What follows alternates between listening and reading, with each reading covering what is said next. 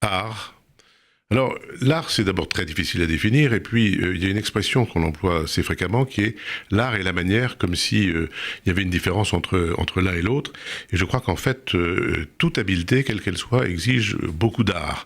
Il y a de l'art de la guerre, il y a de l'art de la dissimulation, il y a l'art des affaires, il y a l'art des jardins, enfin on peut multiplier les exemples.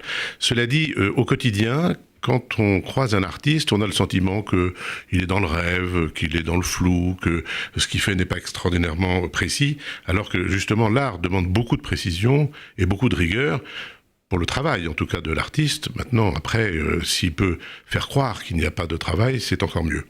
Et je crois que quand on regarde l'histoire de l'art, on s'aperçoit que ce qui reste finalement, c'est une éthique qui a été mise en œuvre par l'art. Par exemple, je pense à l'art de la fugue, ou je pense à la démocratie, par exemple, grecque. On voit des monuments absolument magnifiques, contrairement aux monuments égyptiens qui sont beaucoup plus des témoignages de l'autorité et de l'autoritarisme, j'ai envie de dire.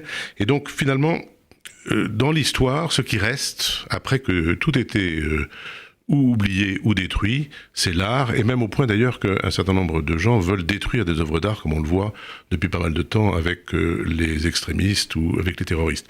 Donc si je dois donner une définition, je dirais que c'est très généralement ce qui reste après que tout était détruit.